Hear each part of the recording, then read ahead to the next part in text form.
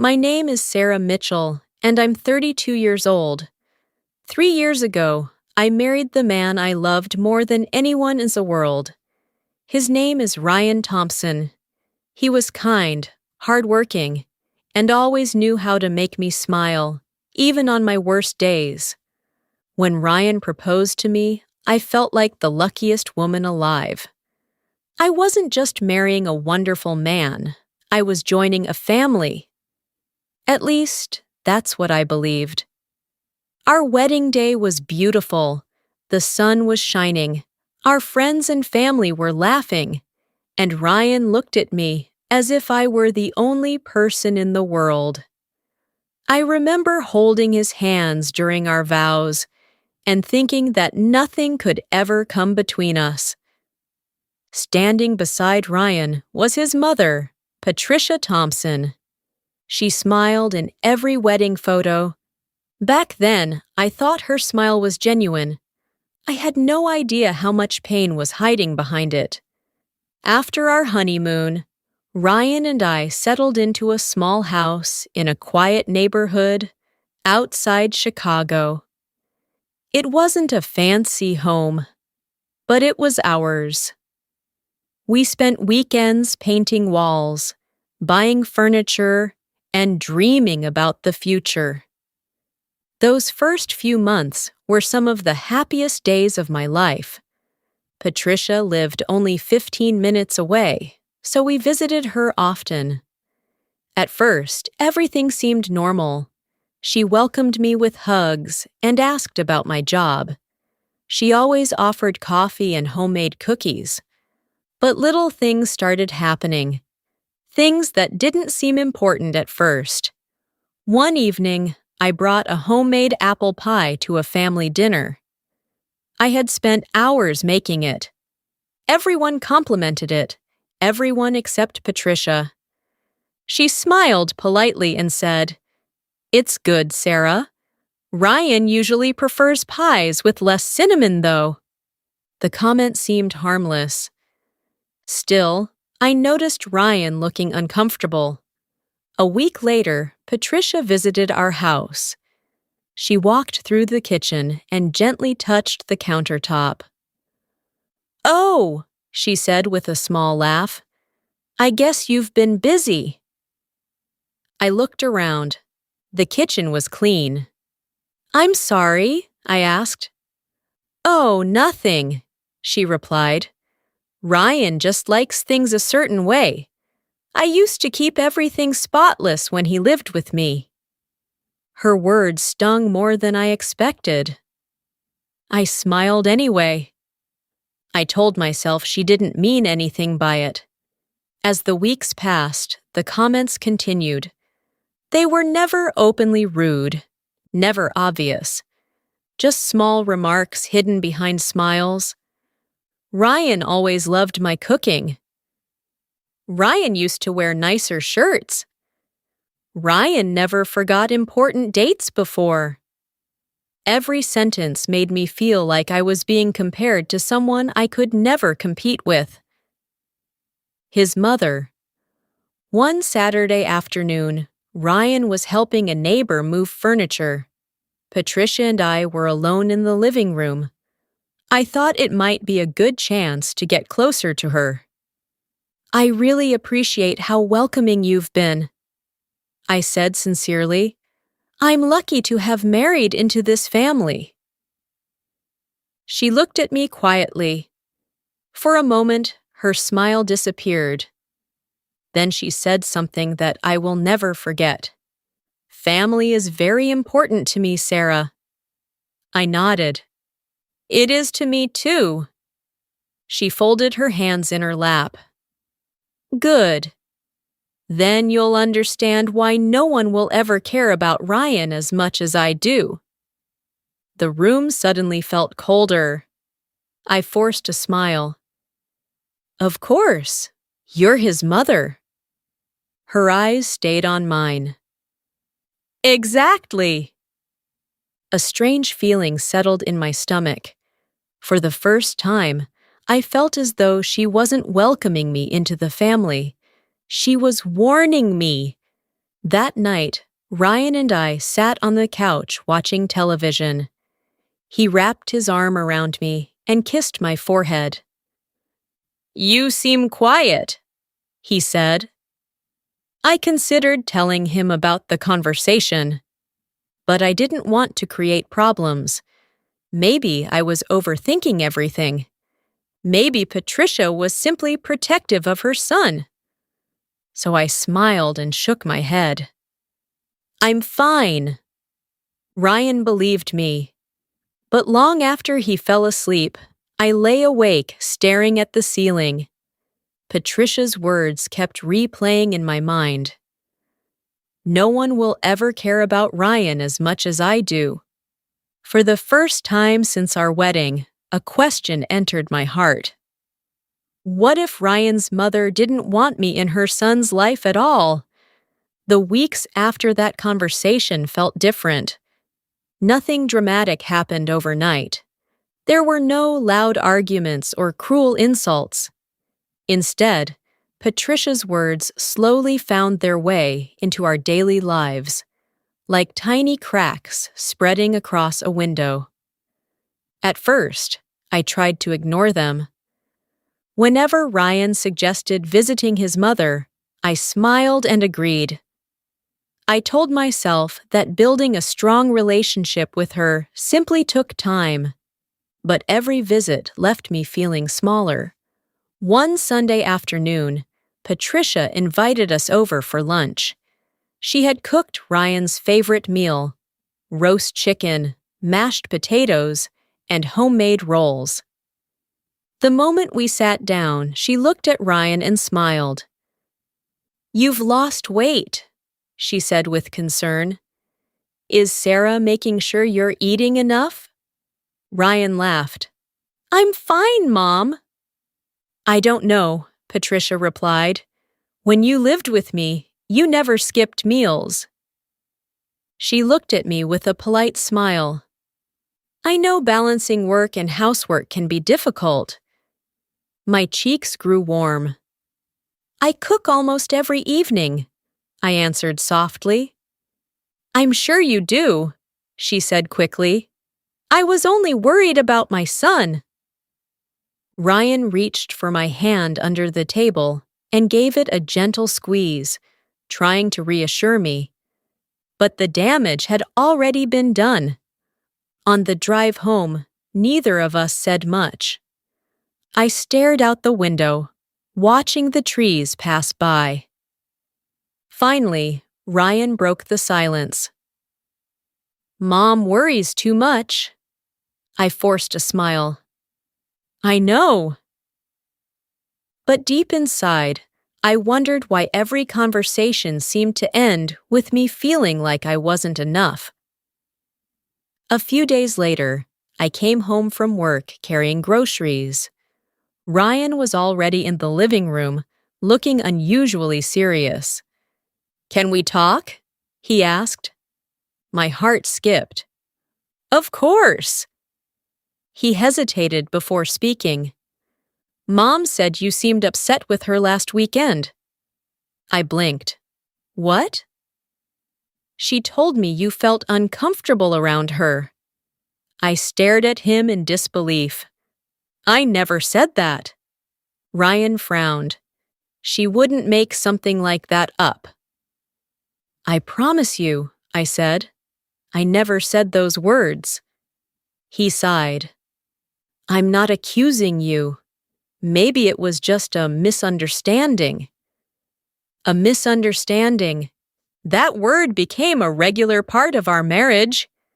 Every week there seemed to be another one. Patricia told Ryan I didn't enjoy family dinners.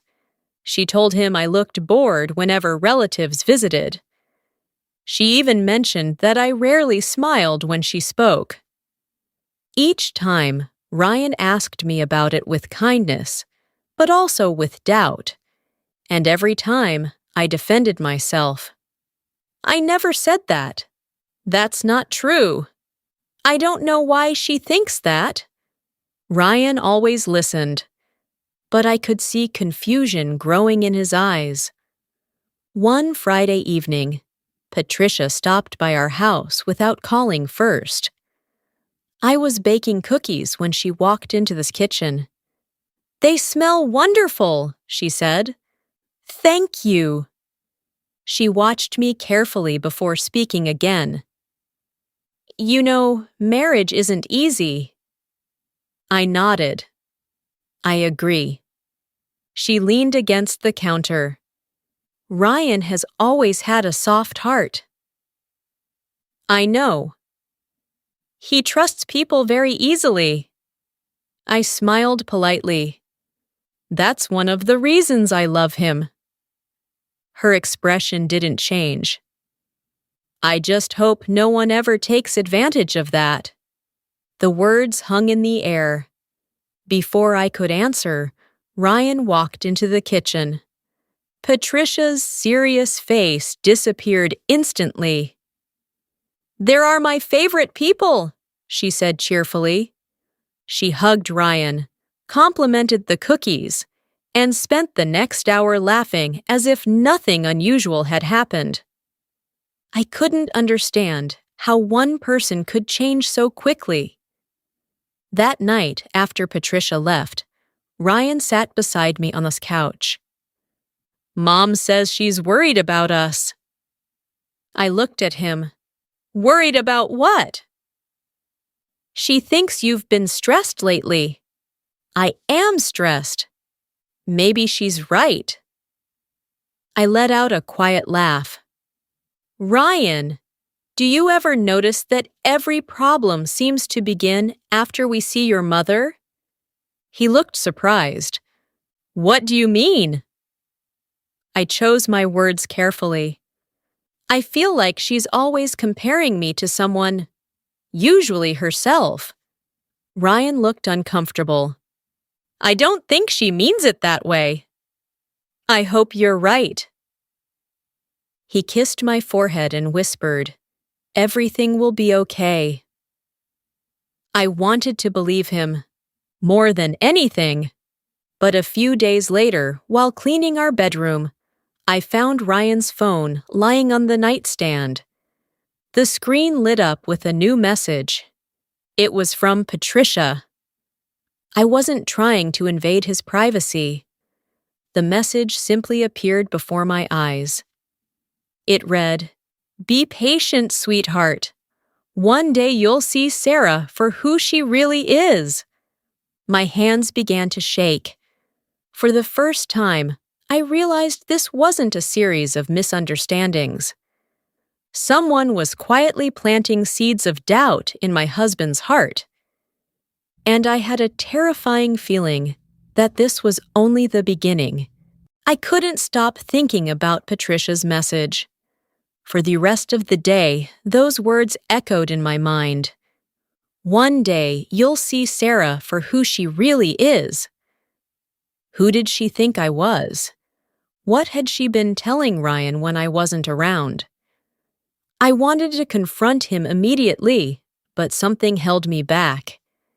If I accused his mother without proof, he might think I was overreacting. So I stayed quiet. Instead, I started paying closer attention. I noticed that Patricia called Ryan almost every evening while he was driving home from work. Sometimes their conversations lasted only 5 minutes. Other times, they went on for half an hour. Whenever he came through the front door afterward, he seemed distracted. Some nights, he barely spoke during dinner. Other nights, he asked strange questions. "Did you forget to pay the electric bill?" "No," I answered. "I paid it 3 days ago." "Oh." He looked embarrassed.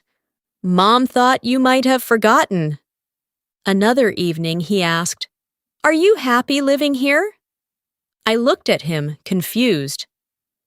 "Of course I am. Why would you ask that?" He hesitated. "I don't know. Mom said you mentioned wanting to move away." "I never said that." Again. Another misunderstanding. Or so Ryan believed? One Saturday morning, Patricia invited us to help organize old family photographs at her house. Ryan was excited. "I haven't looked through these albums in years," he said. I smiled and agreed to go. For a while, everything felt peaceful. We laughed at Ryan's childhood pictures and listened to stories about family vacations. Then Ryan received an important call from work. "I'll be outside for a few minutes," he said. As soon as the front door closed behind him, the room became silent. Patricia slowly closed one of the photo albums. Then she looked directly at me. "You know," she said softly, "this would all be much easier if you admitted the truth." I frowned. "What truth?" "That Ryan deserves someone else." I stared at her. "I love your son." She smiled, but there was no kindness in it. "No." She shook her head gently. "You love the life he gives you." I felt my heart pounding. "That's not true." "You can fool Ryan." She leaned forward. "But you'll never fool me."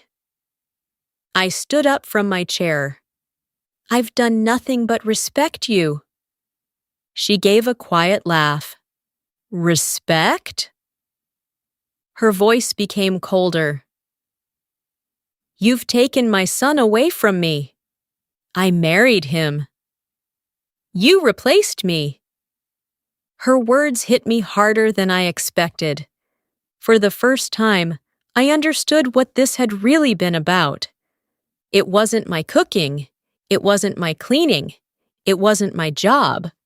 Patricia wasn't competing with another daughter-in-law. She was competing with me for her son's place in her life. Before I could respond, Ryan walked back into the room. Patricia's expression changed instantly. "There you are," she said brightly. "Sarah and I were just talking." Ryan smiled. "I'm glad you're getting along." I forced myself to smile, but inside, I felt completely exhausted. That evening, after we returned home, I decided I couldn't stay silent anymore. "Ryan," I said carefully, "can we talk about your mother?" He looked up from the television. "Sure." "I don't think she likes me." He sighed. "Sarah, please listen." I told him everything, the comments, the comparisons, the conversation after his phone call, every detail. When I finished, he sat quietly for several seconds. Finally, he spoke. "I think you're misunderstanding her." Those words shattered something inside me. "I just told you how she speaks to me when you're not there." "I know." He rubbed his forehead. "But she's my mother. And I'm your wife. I don't think she'd intentionally try to hurt you." Tears filled my eyes. "So, you believe her?" Ryan looked torn. "I don't know what to believe." That answer hurt even more than if he had simply said yes. Over the next few days, the distance between us grew. We still ate dinner together. We still slept in the same bed. But something had changed. The warmth between us was fading. One evening, I came home earlier than usual after a meeting was canceled. As I walked toward the front porch, I noticed Patricia's car parked in our driveway. The front door was slightly open. Voices drifted outside. I froze. Patricia was speaking. "You've changed since marrying her." There was a long pause. Then she continued. "You're always worried now. You're never truly happy anymore." I couldn't hear Ryan's reply. I stepped closer without making a sound. Then Patricia said the words that made my blood run cold. "If Sarah really loved you, she'd let you go before she destroys your life." I covered my mouth to stop myself from crying. At that moment, I realized Patricia wasn't simply criticizing me anymore. She was trying to convince my husband that our marriage itself was a mistake.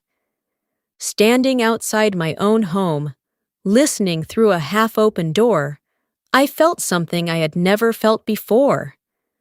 Not anger, not fear, but the heartbreaking realization that I might lose the man I loved to the woman who had given him life. I stood outside our front door for several seconds, unable to move. Patricia's words echoed in my ears. "If Sarah really loved you, she'd let you go before she destroys your life." A tear rolled down my cheek. I had spent nearly 3 years trying to earn this woman's acceptance. No matter how hard I tried, it had never been enough. Taking a deep breath, I quietly opened the front door. Patricia and Ryan looked up at the same time. The room fell silent. Patricia recovered first. "Oh, Sarah," she said with a pleasant smile. "You're home early." I looked at Ryan. "We need to talk." He immediately noticed my trembling voice. "Mom," he said gently, "could you give us a few minutes?" Patricia looked surprised. "I was only trying to help." "I know," Ryan replied politely. "Please." She picked up her purse and walked toward the door. As she passed me, she whispered so softly that only I could hear, "You'll never win." Then she smiled and left. The front door closed behind her. For several moments, neither Ryan nor I spoke. Finally, I looked into his eyes. "I heard everything." His face turned pale.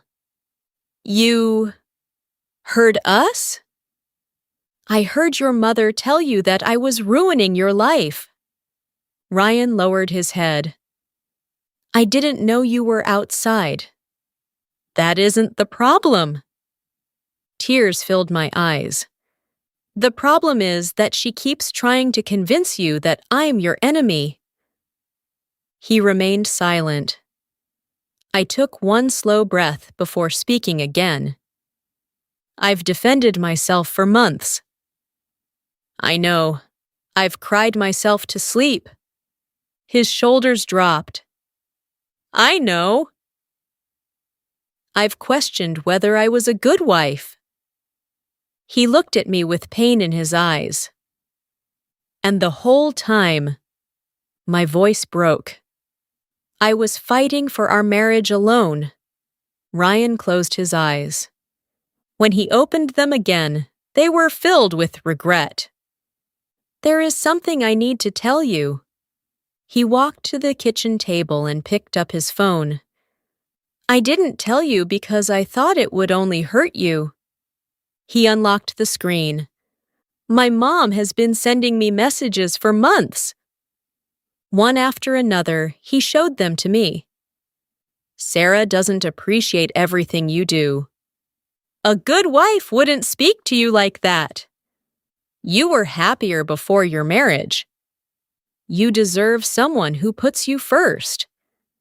As I read each message, my heart sank. Ryan looked ashamed. At first, I ignored them. He swallowed hard. But after hearing the same things over and over, I started wondering if she was right. A tear slipped down his face. "I'm so sorry." It was the first time since all of this began that I truly believed he understood my pain. "I should have trusted you." He reached for my hands. I married you because I love you, Sarah. I know? No. He shook his head. I forgot something important. I looked at him quietly. When two people get married, they become a team. I let someone stand between us. His apology wasn't rushed. It wasn't defensive. It was honest. For the first time in months, I felt hope. The next evening, Ryan asked Patricia to come over. When she arrived, she smiled confidently, as if she expected another ordinary visit. Instead, Ryan spoke before she even sat down. "Mom, we need to set some boundaries." Her smile faded. "What do you mean?" "I love you." He spoke calmly. "You'll always be my mother." She nodded. "But Sarah is my wife." Patricia's expression hardened. "I've only been protecting you." Ryan gently shook his head. "No." He looked directly at her. "You've been trying to control my marriage." She immediately denied everything. "I would never." "I've read every message." She froze. "And I finally see what Sarah has been trying to tell me." For the first time, Patricia had no answer. The room was completely silent. Finally, Ryan continued. "We're taking some time apart." Her eyes filled with tears. "You'd choose her over your own mother?" Ryan answered with kindness, not anger. "I'm choosing my marriage." Patricia quietly picked up her purse. Before leaving, she looked at me. For a moment, I thought she might apologize. Instead, she simply lowered her eyes and walked out the door. Healing didn't happen overnight. Ryan and I spent months rebuilding the trust that had been damaged. We talked more openly than ever before. We even met with a marriage counselor who helped us learn something we should have understood from the beginning. Love isn't just about saying, "I trust you." It's about choosing that trust, especially when someone else is trying to take it away. Today, Ryan and I are stronger than we've ever been. Our marriage isn't perfect. No marriage is. But we've learned that the strongest relationships aren't the ones without problems. They're the ones where two people refuse to let anyone else write the story of their love. If there's one lesson my experience taught me, it's this. Sometimes the greatest threat to a marriage isn't a stranger. Sometimes it's the quiet voice that whispers doubt into someone you love. And the only way to silence that voice is with honesty, trust, and the courage to stand together. Because in the end, a marriage doesn't survive because life is easy. It survives because two people choose each other, again and again, no matter who tries to come between them.